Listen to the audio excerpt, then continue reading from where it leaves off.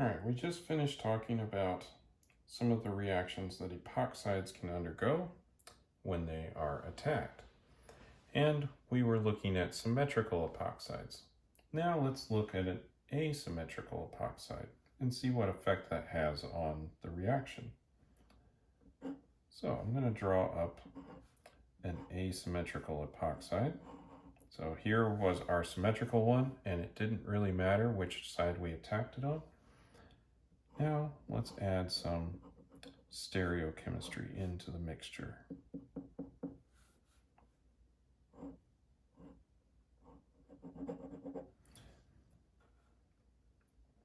Now, and let's do an attack from our sodium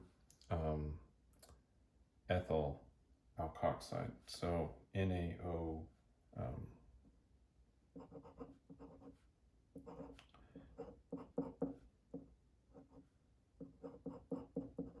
This guy right here.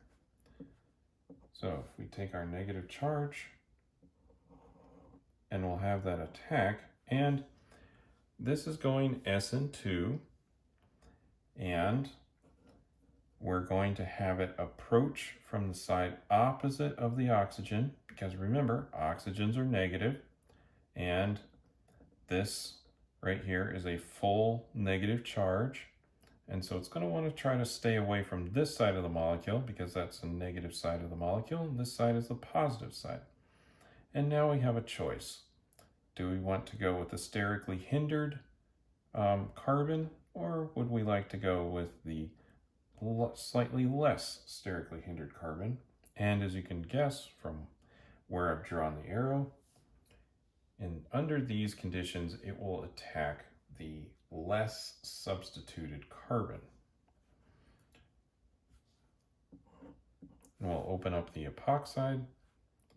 So we're going to get this. Now, when this happens, these groups are going to shift up, right? Because SN2 reactions will invert the symmetry. So instead of this being down here, we're going to have to draw it in an upward fashion. But still in the wedge.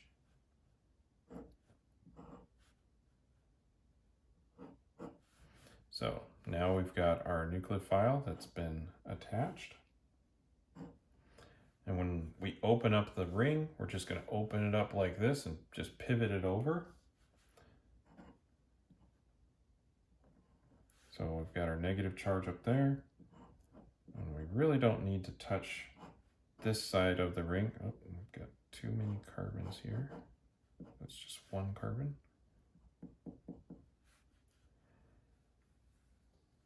And then, of course, we'll need to protonate this in a second step.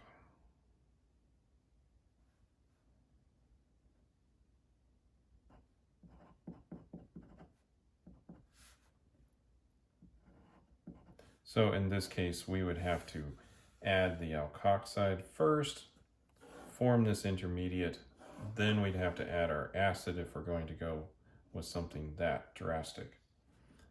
And we'll form our product here.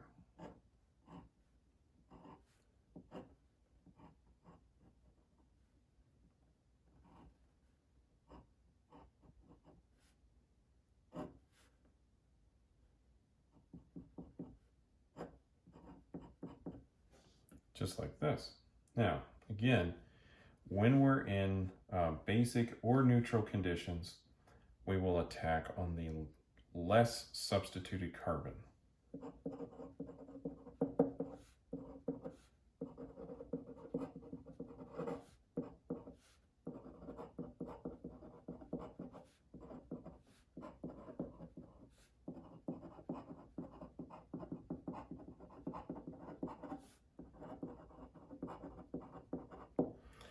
And also, in both cases, any case that we're looking at, we're going to have attack from the opposite side of the oxygen. All right, well, if I mentioned basic or neutral conditions, you probably know what's next. What would happen if we had acidic conditions? So let's look at that. We'll choose a little bit simpler to draw epoxide here. And we'll attack this with concentrated hydrobromic acid. Of course, we'll have a little bit of water that comes along with this. Now, in this case, we're going to attack on the more substituted carbon. And the product will put a bromine right here and then open up the alcohol in this way. So let's see what happens. Now, in our basic or neutral conditions, we formed this when we opened up the ring right away. Now, under acidic conditions, having an oxygen negative just like this would be a very bad idea.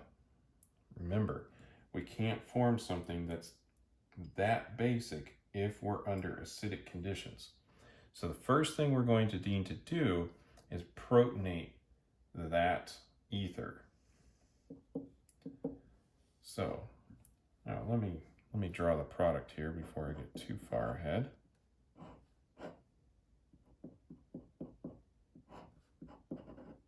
So we're going to make this. Let's look at the mechanism now.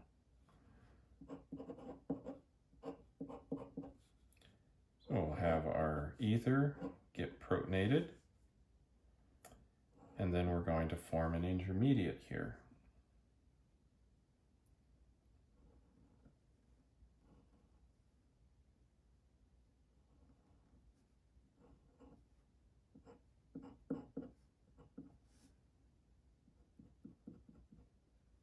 Now, I drew this a little bit asymmetrical here because what happens when we protonate an ether is that both of these bonds are going to weaken.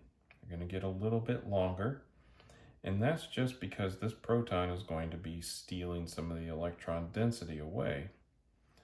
Now, this side gets a little bit weaker than the other side, a little bit longer. And the reason for that is there's just more stabilization for a positive charge in this location. So we don't have as much electron density coming in on this side of the molecule as we do over here. This is an electron donating group. So we'll have more stabilization of a plus charge here, partially positive charge there. We'll have a smaller partially positive charge here. Now, that partial positive charge is going to attract our nucleophile. So we're going to bring in our bromide that we formed up here.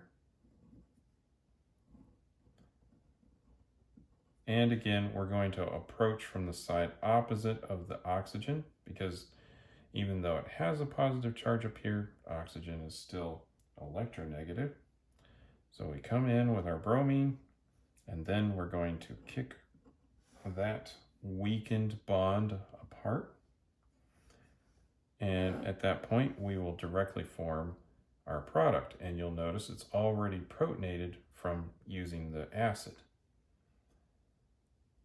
So now we can select between whether we would like to have an attack on the least substituted carbon or the more substituted carbon.